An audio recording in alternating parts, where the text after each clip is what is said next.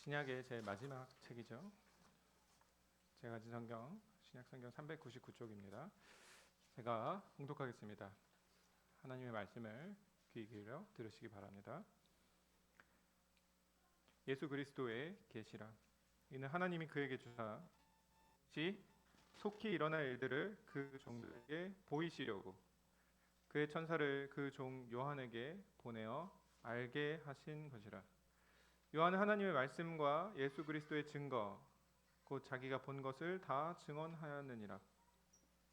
이 예언의 말씀을 읽는 자와 듣는 자와 그 가운데 기록한 것을 지키는 자는 복이 있나니 때가 가까움이라.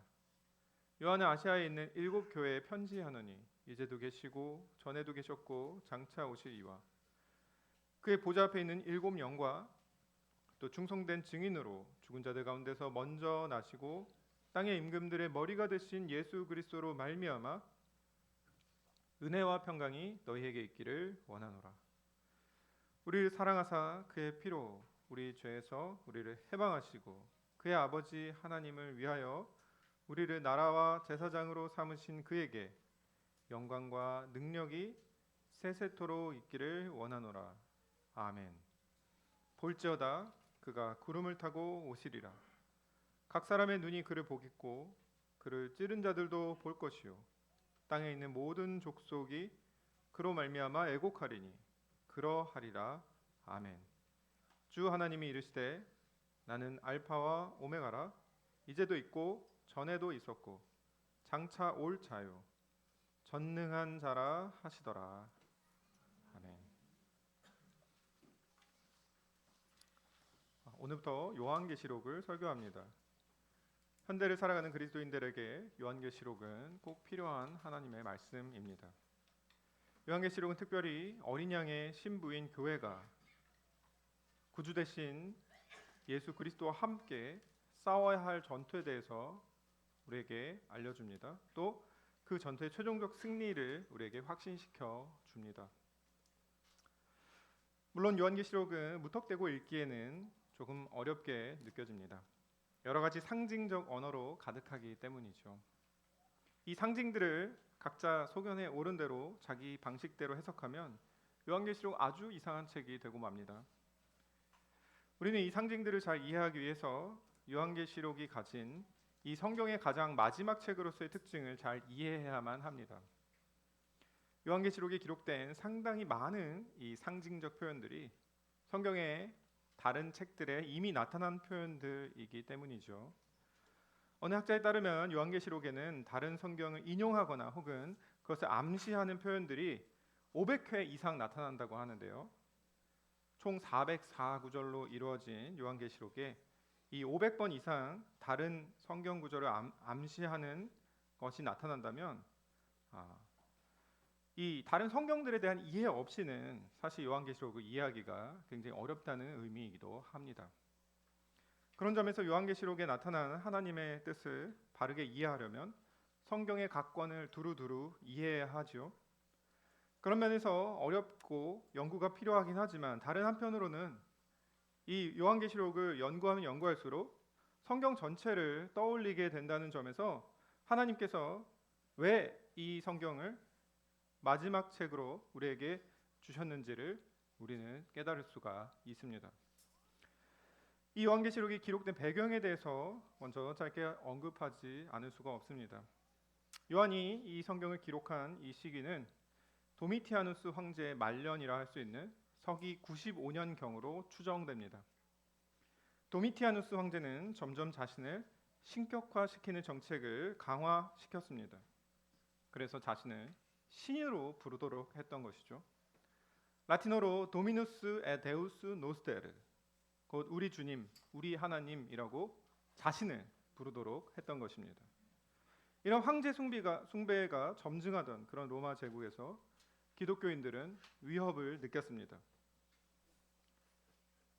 사도 요한 역시 반모라는 섬에 유배되어 갇히게 되었고요. 예수 그리스도를 우리 주님, 우리의 하나님이라고 고백하는 것은 점점 압박을 받게 되었습니다.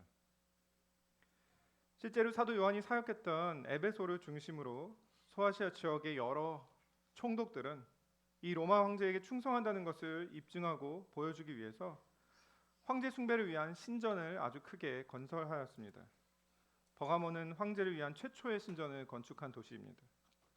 서머나도 두 번째로 신전을 건축하며 이 경쟁에 참여합니다. 에베소 역시 황제를 위한 신전을 건축하면서 이 황제 숭배가 로마 전역으로 퍼져나갔다는 것을 알 수 있습니다. 서로 앞다투어 로마의 특별한 도시라는 칭호를 얻고 싶었기 때문이죠. 황제 생일에는 큰 축제를 벌이고 신전에서 로마 황제를 위한 희생 제사를 드리며 이 로마 황제로 인해서 이 로마 황제 통치로 말미암아 로마에 속한 모든 도시들이 팍스 로마나 이 번영과 평화를 누리고 있다는 그런 가르침을 선전했던 것이죠. 이런 황제 숭배에 참여해야만 경제 활동도 가능했고 또 시민으로서 권리와 특권을 그 도시의 지위를 온전히 유지할 수가 있었습니다. 이러한 도시의 문화 속에서 교회와 성도들은 우리의 주님은 황제가 아니라 바로 예수 그리스도입니다 라고 말하는 것은 얼마나 큰 압박이 있었겠습니까? 여러 가지 불이익과 고난을 감수해야 하는 일임은 분명했습니다. 계시록 2장 13절에 보면 버가모에서 안디바가 실제로 죽임을 당하기도 하는데요. 이러한 핍박과 고난 속에서 예수 그리스도를 향한 믿음과 충성을 유지할 것인가 아니면 그것을 저버릴 것인가 하는 도전 앞에 교회가 서 있었던 것입니다. 그런데 이러한 황제 숭배의 요구와 위협보다 더 큰 위기가 있었는데요. 바로 그것은 로마 제국의 번영을 동경하며 거기에 동화되어 살아가는 것이었습니다. 에베소와 버가모는 큰 도시답게 이 로마 신전 황제의 신전을 건축했고 또 성적인 방종을 조장하는 향락의 문화가 아주 크게 번져 나갔습니다. 아주 화려한 건물들과 조각상들, 예술을 통해 그들은 로마의 문명을 전파했습니다. 세상 문화에 점점 사람들은 동경을 품게 되었습니다. 그러한 세상의 타락한 문화가 교회 안에 침투해 들어오고 있었던 것이죠. 라우디게아 교회는 로마의 번영과 물질적 풍요를 매우 누리면서 우리는 부요하다 이렇게 말했습니다. 그러나 우리 주님은 너희가 얼마나 가난한 자들인지 영적으로 너희가 얼마나 빈곤한지 보라 하시며 책망을 하십니다. 각 교회들은 거짓 선지자들의 거짓 교훈으로 인해서 공격을 받았습니다. 이 거짓 선지자들 교회의 타락을 조장하였습니다. 그리스도를 향한 믿음을 훼손시키고자 하였습니다. 교회에 들어오는 세상성이죠. 바로 이때 하나님께서는 자신의 종 사도 요한과 교회들에게 예수 그리스도의 묵시를 주십니다. 이 묵시라는 말은 드러낸다라는 계시라는 의미로 해석할 수도 있는데요. 묵시는 세상을 초월하는 실제가 있다는 것을 전달하기 위해서 눈에 보이는 환상이나 꿈 같은 상징적인 요소를 사용하여 영적인 실제를 드러내는 역할을 합니다. 그래서 우리 성경대로 그리스도의 계시다라고 번역할 수도 있지만 다니엘서와 같은 여러 가지 상징적인 의미를 나타내고 드러내면서 해석을 필요로 한다는 점에서 오늘 제가 설교 제목으로 삼은 것처럼 예수 그리스도의 묵시라고 번역할 수 있습니다. 황제 숭배 위협이 점증하고 있는 바로 그때, 세속 문화가 교회에 침투하고 있던 바로 그때, 거짓 가르침이 교회 안에 퍼져나가고 있던 바로 그때 주님은 묵시라는 이 상징적이고 실감나는 그림 언어를 통해서 교회를 영적으로 깨어 있으라고, 전투해야 한다고 일깨우고 계시는 것이죠. 비록 그 전투로 인해서 고난을 만난다 하더라도 예수 그리스도께서 교회를 영광스럽게 이끌고 계시며 영광스러운 승리로 그들을 나아가게 하실 것을 확신하라는 담대한 촉구인 것입니다. 성도 여러분, 오늘날에도 이러한 상황은 1세기와 그리 많이 변하지는 않았습니다. 물론 오늘에는 황제 숭배의 위협은 없습니다. 하지만 황제 숭배로 상징되는 이 제국주의 시스템은 여전합니다. 제국주의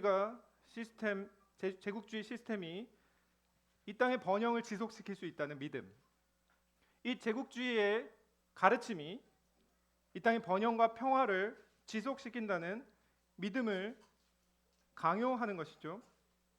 로마 제국의 여러 시스템과 군사적인 방어력, 그들이 가진 여러 문명의 발달, 그들이 가진 지식과 그들이 쌓은 여러 지혜들이 이 땅의 번영을 지속시킨다는 그것을 상징하는 것이 바로 황제 숭배입니다. 오늘날에도 물질주의와 자본주의 시스템은 우리에게 그것을 강요하고 있습니다. 이 세상에서의 성공과 부를 추구하게 만들죠. 우리가 평화롭게 번영을 누리며 살기 위해서는 바로 그 시스템에 들어가서 경쟁에서 이기라고 우리를 강요합니다. 제국주의 선전이죠. 오늘날에는 황제는 없습니다만 거대 다국적 기업의 CEO나 재벌 기업의 사장이나 자수성가한 권력자나 아주 유명한 운동선수, 세계적으로 히트친 연예인들이 모든 사람의 선망의 대상이 되고 있습니다. 그들은 선전합니다. 마치 화려한 로마의 건축물과 예술 작품, 신전들을 통해서 자신들의 번영을 유지하는 것이 바로 이 제국주의 시스템이라는 것을 선전했던 것처럼 지금은 기술이 뛰어난 다국적 기업들과 거대 자본을 굴리는 금융기업, 성공한 사람들이 그런 선전하는 역할을 하는 것이죠. 이 땅에서 지속적인 번영을 누리라고 강요합니다. 그 점에서 로마 제국 시대와 현대 사회는 동일하다고 할 수 있습니다. 1세기 그리스도인들만 아니라 21세기 현대를 살아가는 오늘날의 그리스도인 역시 거기에 빠져 살다가는 영적인 나태함에 빠지게 되고 세속적 즐거움에 물들어 그 늪에 빠져 있게 됩니다. 거짓 가르침이 교회를 미혹하고 있는데도 주의를 기울이지 않게 됩니다. 유사한 위기가 우리에게도 있는 것이죠. 주님은 오늘 우리에게 동일한 말씀으로 일깨우십니다. 영적으로 깨어 전투해야 한다고 우리에게 가르치시고, 비록 그 전투로 고난을 만난다 하더라도 영광스러운 승리가 우리에게 기다리고 있다는 점을 우리에게 확신시켜 주십니다. 그렇습니다. 우리가 살아가는 바로 지금 전투의 시기이며 깨어 있어야 하며 승리자의 면류관을 얻기 위해서 경주해야 합니다. 그래서 우리는 바로 이 묵시가 필요한 것이죠. 3절에서는 이렇게 말씀하고 있습니다. 이 예언의 말씀을 읽는 자와 듣는 자와 그 가운데 기록한 것을 지키는 자는 복이 있나니 때가 가까움이라.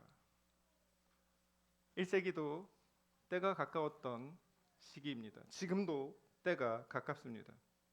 성경이 말하는 진정한 번영과 진정한 평화를 누리기 위해서는 로마 제국에 동조하는 것이 아니라, 이 현대 사회의 물질 문명에 동조하는 것이 아니라 하나님의 말씀을 읽고 하나님의 말씀을 듣고 하나님의 말씀을 지켜야 합니다.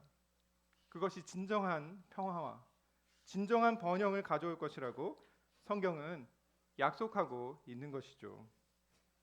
특히 1절에서는 반드시 속히 일어날 일들에 대해서 요한에게 기록하라고 하나님이 명령하십니다. 반드시 속히 일어난다. 다시 말하면 세상의 큰 재벌 회장이나 권력가나 러시아의 권력자들이나 중국의 주석이나 이런 사람들이 역사를 운행하는 것이 아니라 하나님의 계획과 뜻대로 하나님이 역사를 주관하고 이끄신다는 의미입니다.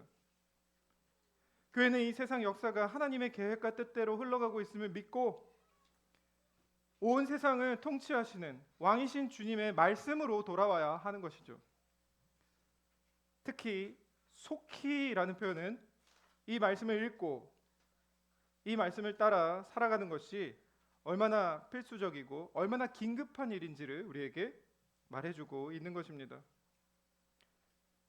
이 묵시의 말씀은 1세기 그리스도인들만 아니라 지금 우리에게도 여전히 중요하고 아주 긴급한 요청이라고 할 수 있습니다.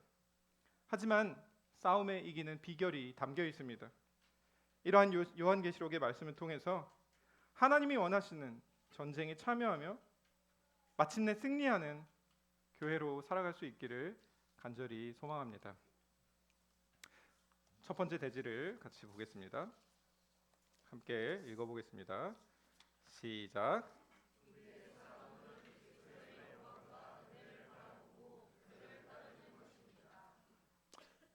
서론이 조금 길었습니다만 요한계시록의 중심 주제는 누가 뭐라고 해도 바로 예수 그리스도입니다. 그래서 1장 1절은 예수 그리스도의 계시라고 기록하죠. 예수 그리스도의 묵시라고 제가 말씀드렸습니다. 하나님께서 사도 요한에게 주신 그 묵시를 전달하신 분이 예수 그리스도라는 의미도 될 수 있지만 이 묵시의 내용이 바로 예수 그리스도라는 것입니다. 2절에서도 하나님의 말씀 곧 예수 그리스도의 증거를 요한이 여기에 다 기록했다고 밝히고 있습니다. 예수 그리스도께서 증언하신 것이라고 볼 수도 있지만 예수 그리스도를 증언한 것이라고 볼 수 있습니다. 사도 요한은 예수 그리스도께서 이 땅에 계실 때 그를 따랐습니다. 그에게 말씀을 들었습니다. 그래서 그가 가르치신 대로 지나간 60여 년 동안 신실하게 가르쳤습니다. 이때가 약 95년이라고 했죠. 예수님이 돌아가신 지 약 60년이 예수님이 하늘로 돌아가신 지 약 60년이 지나갔습니다. 젊은 시절에 예수님의 제자가 된 요한 사도는 이제 80이 훌쩍 넘었을 것입니다. 60년간 목회하며 얼마나 오랫동안 예수 그리스도와의 그 만남을 기억하고 그의 가르침을 회상하고 또 되돌아 보았을까요? 이제 그와 함께 예수를 따르던 제자들은 다 죽고 없었습니다. 60년 전에 그가 가까이서 보고 만지고 듣고 따르던 그의 스승이며 그의 자신의 인생 전부를 신실하게 드렸던 바로 그 예수님. 요한은 얼마나 많이 예수님을 생각했을까요?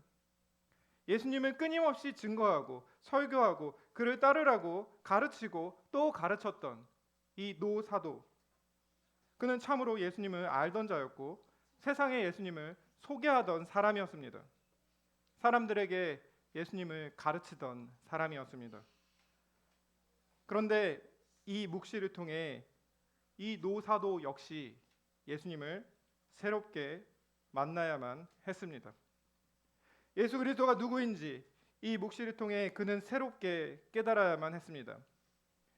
물론 그가 이미 알고 있던 예수님과 전혀 다른 분은 아니시죠. 지금까지 그가 열심히 가르치고 증거했던 그 예수 그리스도이지만 이 묵시를 통해 그는 더 생생하게, 더 장엄하고 충만하게, 더 긴급하게 예수님을 만나고 그분에 대한 지식을 세상에 전해야만 했습니다. 그러므로 하나님께서는 사도에게 이 예수 그리스도에 대한 새로운 인식을 가지도록 이 묵시의 말씀을 주시는데요. 그 생생함에서, 그 긴급함에서, 그 장엄함과 엄숙함에서 예수 그리스도가 새롭게 계시되고 있습니다. 요한은 바로 이때 그리스도의 크신 영광을 보고 엎드러져 버릴 수밖에 없었습니다. 1장 17절에 이렇게 기록하죠. 내가 볼 때에 그의 발 앞에 엎드려져 죽은 자 같이 되매. 그가 너무나도 오랫동안 가르쳐오고 너무나도 오랫동안 알아왔던 예수님입니다. 그러나 그가 그 예수님을 만나자 생생하게 기억하던 바로 그분이 아니라 그분의 광채와 영광이 얼마나 크고 무겁던지 그는 이 묵시를 감당할 수가 없어서 마치 다니엘처럼 죽은 자처럼 엎드러지게 된 것입니다. 그 영광의 광채가 얼마나 크신지 전에 사람으로 오셨던 그때를 그는 기억할 수조차 없었습니다. 다만 그분의 몸에는 그 어린 양의 흔적이 남아 있었습니다. 그분 안에 거한다는 것이 얼마나 영광스러운 것인가, 그분의 사도로 지금까지 살아왔다는 것이 얼마나 영광스러운, 얼마나 고귀한 직무였던가 그는 생각하지 않을 수가 없었을 것입니다. 14절에 보면 그의 눈은 불꽃 같다 기록하고 있습니다. 그의 입에서 나오는 말씀은 많은 물소리처럼 우렁차고 위엄이 있었다고 회상합니다. 16절에 보면 그의 입에서는 좌우의 날선검이 나오는 것 같았다고 기록하고 있지요. 예수님은 하나님의 신성을 입고 계신 영광의 주님이심을 이러한 묵시적인 언어로서 보여주고 있는 것입니다. 그리고 그분은 18절에 요한에게 자신의 이렇게 말씀하셨습니다. 곧 살아있는 자라 내가 전에 죽었었노라 볼지어다 이제 세세토록 살아있어 사망과 음부의 열쇠를 가졌노니. 사망과 음부의 열쇠를 가진 우주의 가장 존엄하신 통치자를 그가 본 것입니다. 그 영광과 위엄이 얼마나 크고 놀라운가, 그것을 보고 그는 깜짝 놀랐습니다. 그 영광의 광채를 아주 슬쩍 본 것만으로도 그는 이 모든 위기를 돌파할 힘이 바로 이분에게 있다는 것을 알았을 것입니다. 교회가 마주한 여러 가지 유혹들, 여러 가지 위기들, 여러 가지 세속화의 물결들을 해결할 수 있는 유일한 힘이 바로 신성을 가지신 그리스도에게 있다는 것을 그는 직감했을 것입니다.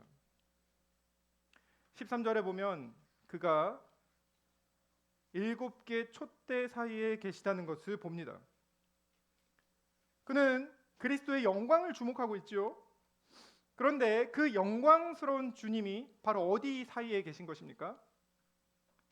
7개의 촛대 사이에 계시다는 것을 주목하여 보았습니다.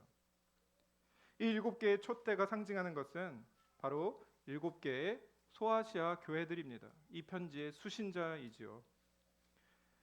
이 소아시아 지역에 교회가 7개밖에 없었을까요? 그렇지 않습니다.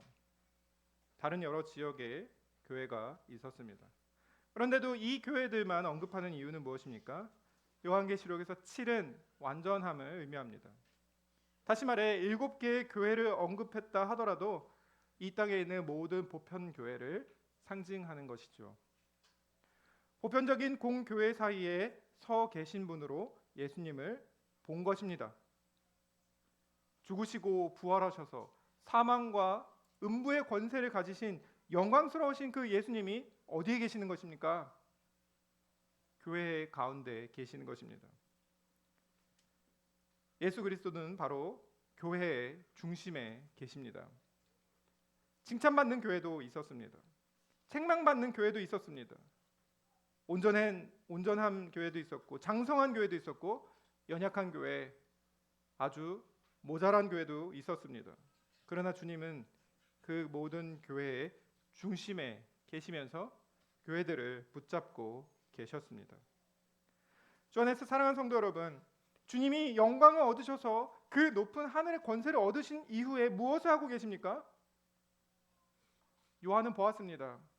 그 영광스러운 주님이 교회를 돌보고 계시다는 것을 보았습니다.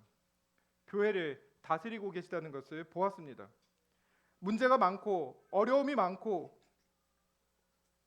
여러 가지 위기에 처한 교회들 가운데 영광스러운 하나님의 아들 예수 그리스도께서 지금도 그 중심에 계시다는 것을 그는 보았습니다. 교회가 왜 영적으로 깨어있지 못할까요? 영광스러운 이 교회의 주인이신 예수님이 여기 계시다는 것을 지금 인식하지 못하기 때문입니다. 내가 기도해도 응답하시지 않는 것 같고, 내가 나쁜 일을 해도 책망하시지 않는 것 같고, 내가 잘해도 칭찬하지 않으시는 것 같은, 마치 예수님이 부재하시는 것처럼 느끼기 때문에 교회의 위기가 도드라지게 커 보이는 것이죠. 하지만 눈이 불꽃 같고 입에서 좌우의 날선 검이 나오는 바로 그분이 교회의 중심에 계시다는 것을 본다면 세속에 물들 수 있겠습니까? 유혹에 넘어가겠습니까? 위협 앞에 타협할 수 있겠습니까? 예수 그리스도의 영광, 그리고 그 영광스러운 그리스도께서 교회 가운데 서 계신다는 바로 이러한 묵시를 통해서 하나님은 교회가 정신을 차리고 깨어나기를 기대하고 계시는 것이죠. 오늘 제가 읽은 본문인 5절에서도 이러한 묵시의 주제는 동일하게 제시되고 있습니다. 요한계시록 전체에서 강조하고 있는 주제가 바로 이것인데요. 그분의 영광이 얼마나 큰지 보여주고는 그분이 얼마나 교회를 돌보시는가 하는 것을 가르치고 있습니다. 그는 죽으시고 부활하셔서 온 땅의 임금들의 머리가 되셨다고 기록하고 있죠. 온 세상에 주권을 가지신 분입니다. 가장 높은 이름을 얻으셨습니다. 앞서 순서대로 말하자면 그리스도의 영광과 존귀가 먼저 보여지는 것이죠. 그리고 이어서 그는 이렇게 기록합니다. 5절의 마지막 부분인데요. 뭐라고 기록하고 있습니까? 그리스도를 이렇게 소개하고 있습니다. 우리를 사랑하사 그의 피로 우리 죄에서 해방하신 분이시다.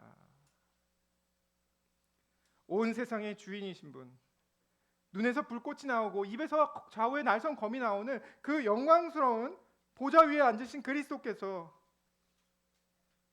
문제가 많은 저와 여러분을 사랑하신다는 것입니다. 교회를 사랑하신다는 것이죠. 어쩌면 현실에서는 이것이 그리 실감나게 느껴지지 않을 수도 있습니다. 어쩌면 현실에서는 문제가 더 크게 보일지도 모릅니다. 그러나 이 묵시를 통해서 십자가에서 우리를 위해서 우리 죄를 대신해서 죽으신 바로 그분이 지금도 우리를 붙잡고 계시며 지금도 우리 가운데 계시며 우리를 사랑하신다는 것을 보라는 것입니다. 정작 그분의 영광과 그분의 보살핌을 머리로만 알고 지식으로만 알 것이 아니라 그분의 영광을 지금 생생하게 체험하도록 이 묵시의 말씀을 주고 계시는 것입니다. 세상의 공격은 우리로 하여금 시선을 세상에 두게 합니다. 성공한 사람들을 보고 부러워하게 합니다. 망한 사람들을 보고 두려워하고 염려하게 합니다. 이런 것들을 통해 세상은 지금도 황제 숭배를 우리에게 강요합니다. 세상을 따라 우상을 섬기라고, 세상을 따라 살라고 홍보하고 마케팅하고 강요합니다. 세상을 두려워하며 세상에 물들어 살아간다면 사탄이 그토록 원하는 그런 삶이 우리에게 침투해 오는 것이죠. 주님은 우리에게 이 묵시를 통해 그리스도의 영광을 바라보라고 말씀하십니다. 그분의 사랑에 주목하라고 말씀하십니다. 그리스도를 바라보는 것, 그것이 얼마나 대단한 것인가. 성경의 마지막 책으로서 요한계시록을 주신 이유, 바로 예수 그리스도가 얼마나 높고 위대하신가, 그분의 영광과 위엄과 그분의 승리가 얼마나 크고 대단한가, 그리고 그분이 바로 우리의 주님이시며 우리를 사랑하시는 분, 우리 가운데 서 계시는 분이라는 것을 깨달으라는 것입니다. 하나님께서 우리의 믿음의 눈을 여셔서 이 그리스도의 영광을 보게 하시고 그분의 사랑을 우리 마음에 확신하게 해 주셔서 이 세상에서 담대하게 그를 따라 살아갈 수 있도록 도와주시기를 간절히 소망합니다. 두 번째 대지를 같이 읽도록 하겠습니다. 시작.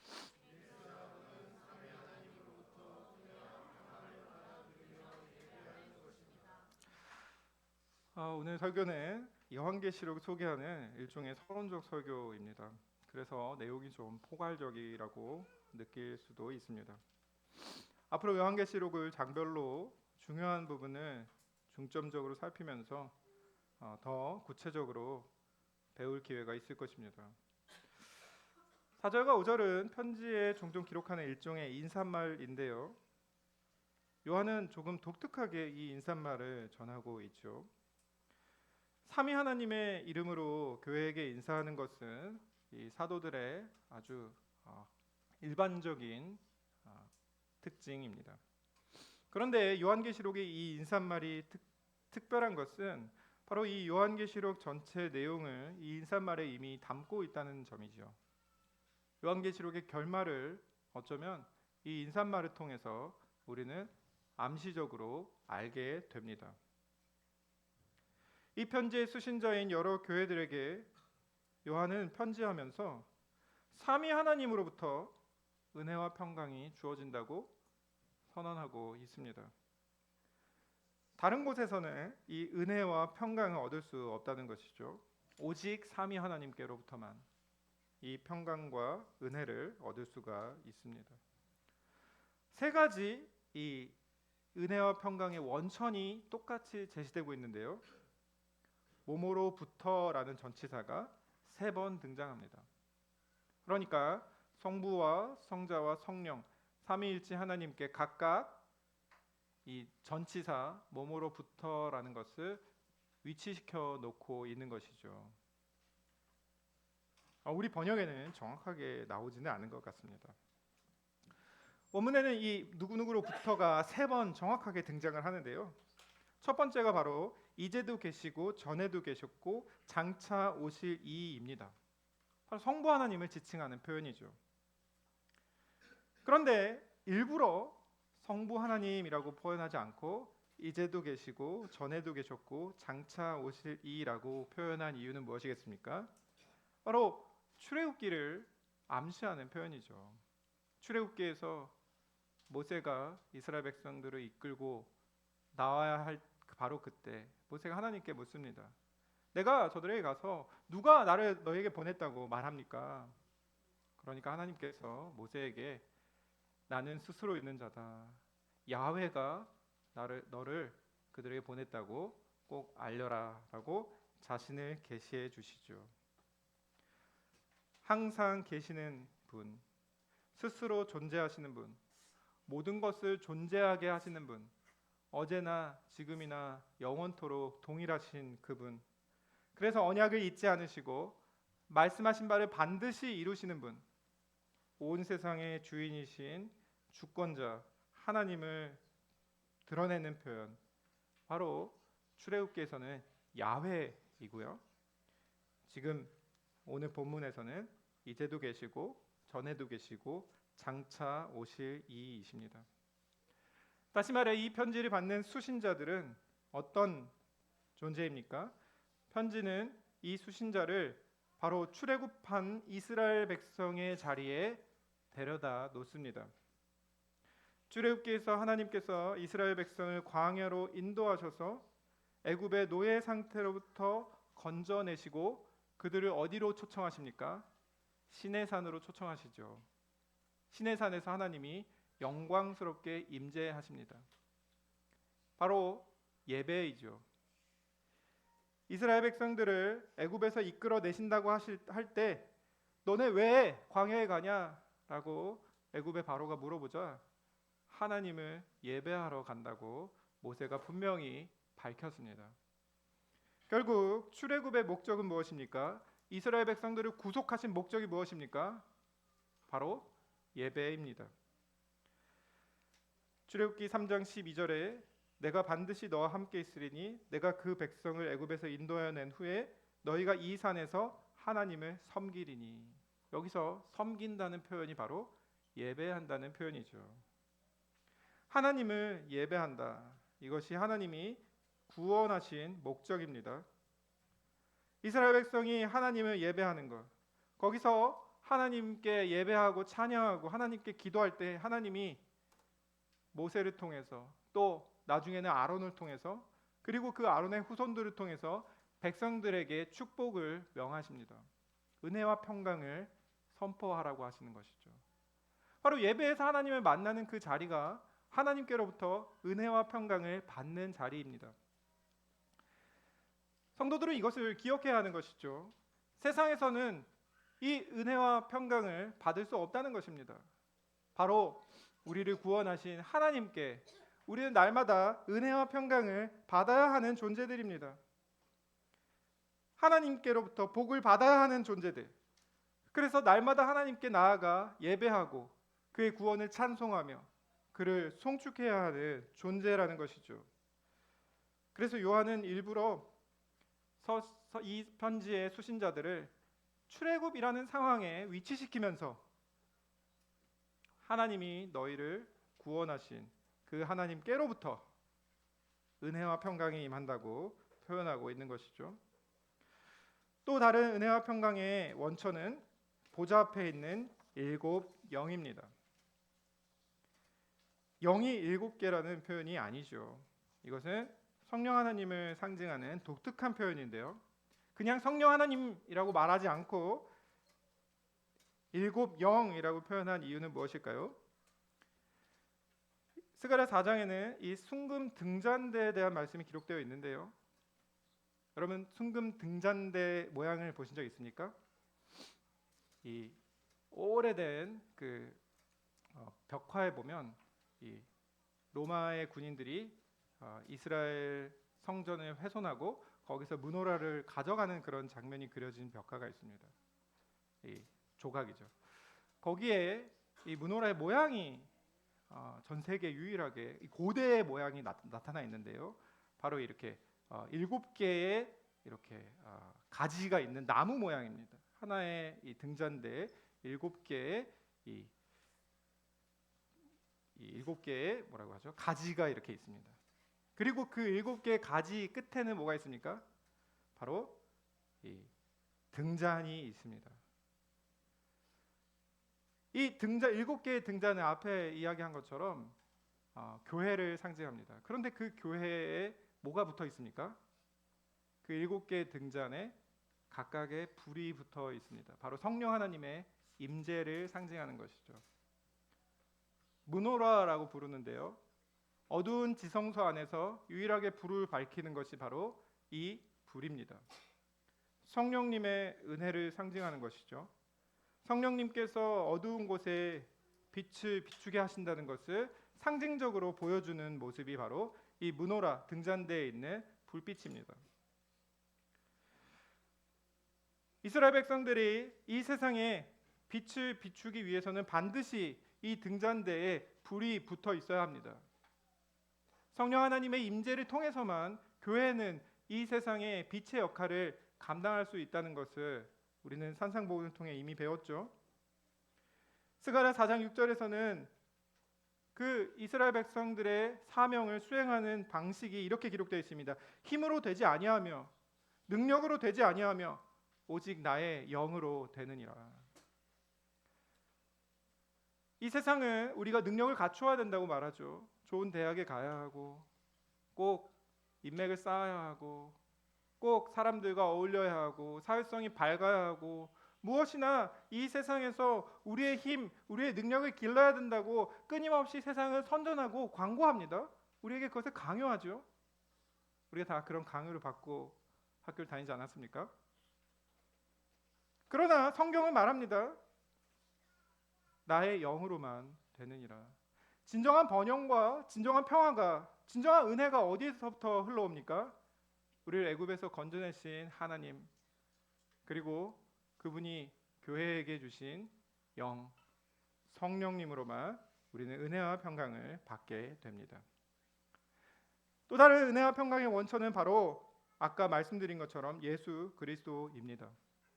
성부와 성자와 성령 삼위일체이신 하나님으로부터 이 세상에서는 맛볼 수 없는 은혜와 평화가 임한다는 것을 사도는 선언하면서 이 편지를 시작하고 있지요.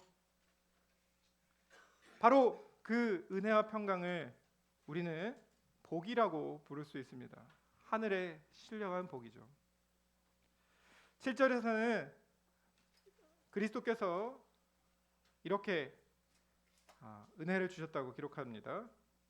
같이 7절 한번 읽어볼까요? 6절입니다.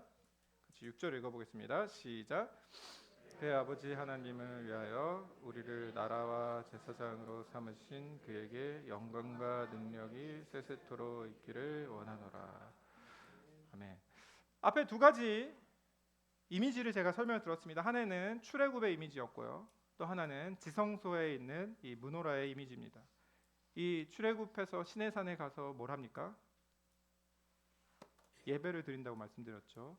지성소는 무엇을 하는 공간입니까? 바로 예배의 장소입니다. 그렇다면 여기에 그리스도께서 우리를 위해서 하신 일, 우리를 해방하셔서 우리를 뭘로 삼아 주셨다고 하십니까? 나라와 제사장이라고 하죠. 왕적 제사장이라고 번역해 볼 수 있습니다. 우리를 예배하는 제사장으로 삼으신 것입니다. 이것은 출애굽기 19장 6절에 대한 아주 강한 암시인데요. 출애굽기 19장 6절에 하나님은 이스라엘 백성들을 애굽에서 건져내셔서 이렇게 선언하십니다. 너희가 내게 대하여 제사장 나라가 되며 거룩한 백성이 되리라. 무슨 말입니까? 하나님을 예배하는 백성이 되게 하시려고 그들을 건지셨다는 것입니다. 하나님을 예배하게 하시려고 그들에게 성령을 주신 것입니다. 하나님만 섬기며 세상을 축복하는 예배자로 살아가라고 그들을 부르신 것이죠.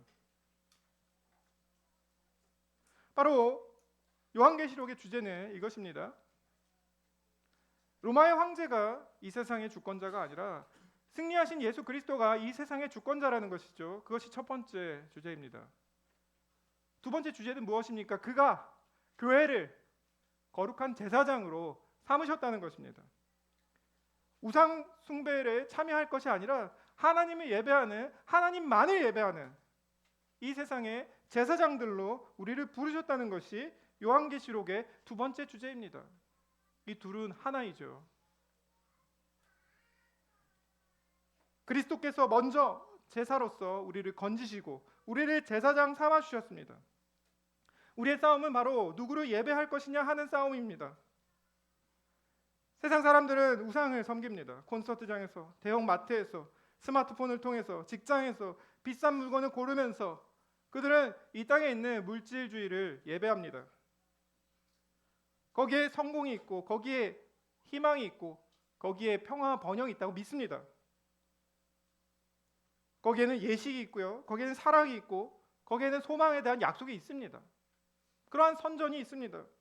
어디든 마찬가지입니다. 수능 시험장이 될 수도 있고요. 직장이 될 수도 있고요. 가정이 될 수도 있습니다. 은혜와 평강이 이 세상에 있는 성공으로부터 온다고 선전합니다. 그러나 하나님의 말씀을 통해 우리는 무엇을 배우게 됩니까? 그러한 우상들로부터 은혜와 평화가 임하는 것이 전혀 아니라는 것을 우리는 배우는 것이죠. 삼위 하나님으로부터 바로 은혜와 평강이 임한다는 것입니다. 예배자들은 그 삼위 하나님의 은혜와 평화에 감사하면서 하나님의 복주심을 즐거워하고 기뻐하면서 하나님을 예배하는 것이죠. 요한계시록은 이 두 세력, 거짓된 예배자들과 참된 예배자들의 전쟁이라 할 수 있습니다. 또한 참으로 예배받으시기 합당하신 삼위 하나님과 예배받기 합당하지 않은 짐승, 용 혹은 이 사탄의 세력이 자신을 예배하라고 자신의 힘을 자랑하고 과시하는 모습의 대조가 나타납니다. 그들은 자신을 전지전능한 것처럼 속입니다. 그들은 자신을 예배하라고 끊임없이 강요하고 설득하고 미혹합니다. 묵시는 그들을 향해 예배할 것이 아니라 참되고 살아계신 우리 하나님만 예배해야 한다는 것을 우리에게 일깨우는 것입니다. 사랑하는 성도 여러분, 우리의 존재의 목적, 우리의 구원의 목적이 무엇입니까? 하나님을 예배하는 것입니다. 그것이 우리의 부르심이요 사명입니다. 예배는 우리의 삶의 변화를 일으키는 원동력이죠. 예배하는 삶을 우리에게 만들어갑니다. 참된 예배야말로 우리의 싸움이죠.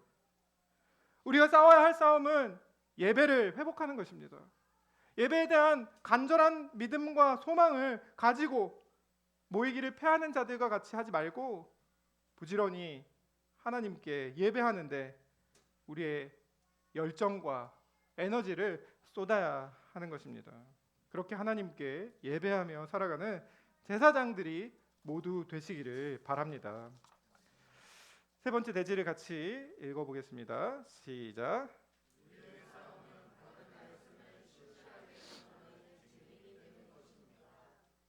네, 첫 번째는 바로 그리스도를 바라보는 것이죠. 그분의 영광과 사랑을 확신하는 것입니다. 두 번째는 예배라는 전투가 우리에게 있죠. 이 첫 번째 싸움은 죄와의 싸움과 연관이 깊습니다. 그리스도께서 우리를 사랑하셔서 죄에서 우리를 건져내셨는데 우리가 다시 그리로 돌아갈 수가 있겠습니까? 두 번째 싸움은 바로 이 우상 숭배와의 투쟁이라고 할 수 있죠. 세상은 날마다 누구를 예배할 것인지 우리에게 묻습니다. 돈을 잃으면 어떻게 하나? 돈을 예배하게 합니다. 직장을 잃으면 어떻게 하지? 건강을 잃으면 어떻게 하지? 전전긍긍하게 만듭니다. 세상에 있는 것들을 섬기라는 부름이죠. 그러나 우리는 가난하든지 부하든지 성공하든지 실패하든지 아프든지 건강하든지 항상 삼위 하나님의 은혜와 평강을 받습니다. 실패한다고 예배하지 않을 수 없습니다. 아프다고 예배하지 않을 수가 없습니다. 가난해졌다고 해서 예배하지 않을 수가 없습니다. 하나님께서 우리를 건지셨고 우리를 예배자로 부르셨기 때문이죠. 그러나 동시에 이 예배는 우리가 있는 이 울타리 속에서만 드려지는 것은 아닙니다.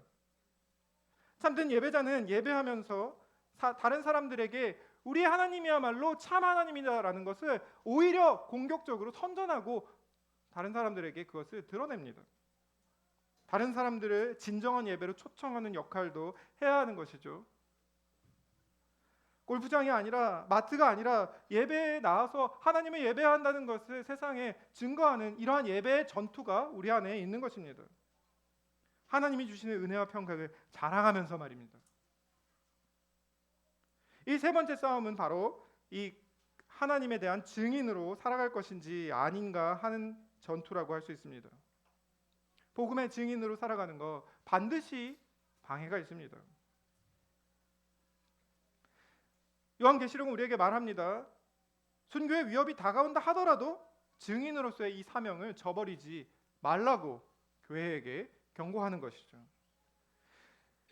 1장에서는 바로 요한이 그러한 신실한 증인으로 등장합니다. 사도 요한 60여 년간 예수 그리스도의 신실한 종으로 살고 또 이 묵시를 받아서 마치 노년의 다니엘이 환상을 보고 그것을 신실하게 기록한 것처럼 그 역시 이 말씀을 신실하게 다 기록합니다. 누구에게 보이려고 기록합니까?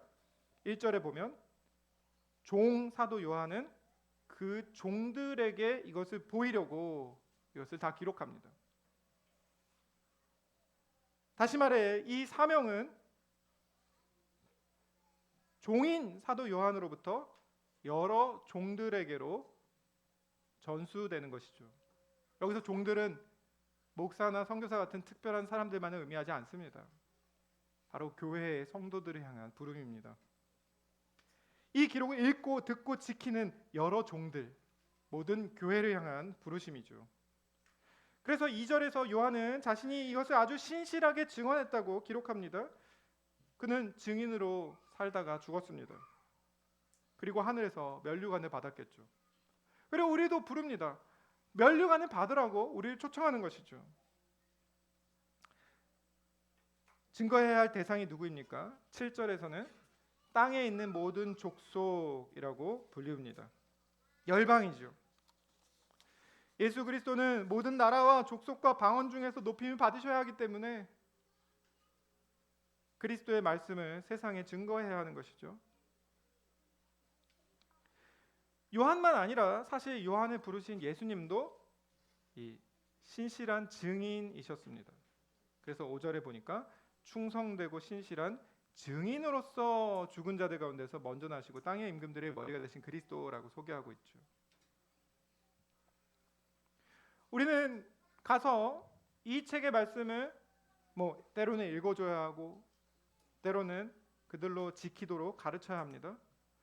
하지만 어디에나 성경책을 들고 다니면서 설교하며 다니라는 말은 아니죠. 하늘의 영광을 보고 참여한 자답게 삶으로서 이 말씀을 읽어주고 보여주고 들려주어야 합니다. 삶으로 그리스도의 말씀을 살아냄으로써 복이 우리에게 머무는 것이 아니라 세상으로 흘러가도록 해야 하는 것이죠. 하나님께서 이스라엘 백성들을 제사장 나라로 부르신 이유도 동일합니다.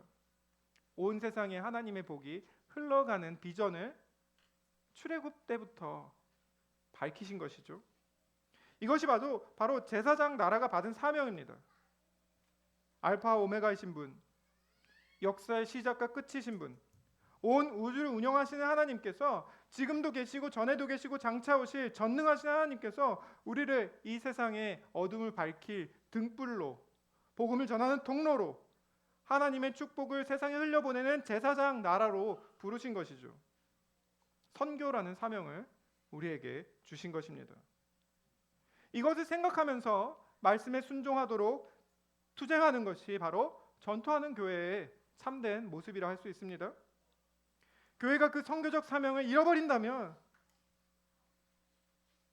교회는 말씀을 자기 자신을 위해서만 받게 되죠. 그러나 교회는 이 말씀을 받아 하나님의 복을 받고 그 복을 세상에 흘려보낼 준비를 해야 합니다.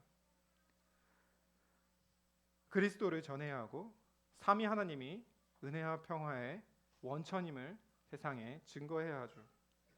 거대 다국적 기업이 이 세상의 주인이 아니라는 것을 우리가 세상에 말해야 합니다. 권력자들도 아들이 주신 제한된 권세 아래서만 잠시 동안만 권력을 누린다는 것을 말해야 합니다.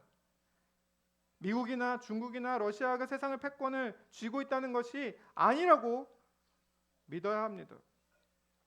그들은 다 주님이 오실 그날에 그를 보고 애곡할 것입니다. 7절에 모든 사람이 그 앞에 엎드리게 될 것입니다. 온 세상의 유일한 패권자는 누구십니까? 예수 그리스도 뿐이십니다. 그가 유일한 왕이시고 그가 온 세상의 주인이시므로 하나님은 우리를 세상의 증인으로 보내시면서 이렇게 말씀하십니다. 사랑하는 자녀들아, 기죽지 마라. 세상의 선전 앞에 미혹하지 말고 기죽지도 말고 당당하게 증인으로 살라고 명령하십니다. 주님이 오실 날이 멀지 않았다는 것이죠. 격려의 말씀입니다. 승리자의 면류관을 준비하고 계십니다. 포기하지 말라.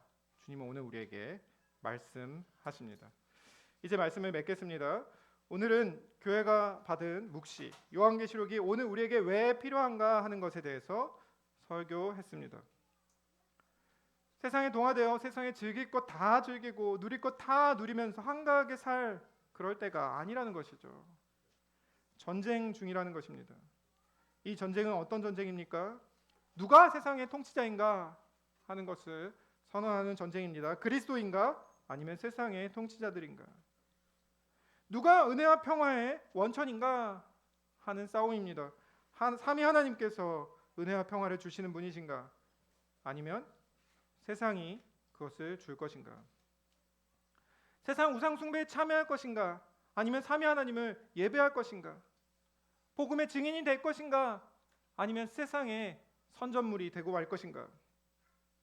요한계시록을 통해 우리에게 주신 이 사명, 이것을 요약하자면 왕, 제사장, 선지자의 사명이라고 말할 수가 있습니다.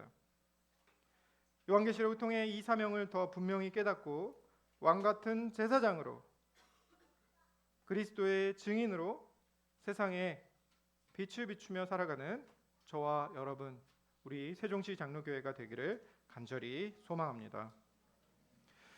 우리를 나라와 제사장으로 삼으신 예수 그리스도께 묵시를 주셔서 하나님만을 섬기게 하시는 우리 하나님 아버지께 우리 가운데 임재하셔서 어두운 이 땅에 복음의 빛을 비추게 하시는 성령님께 영광과 능력이 세세 무궁하도록 있으리로다. 아멘.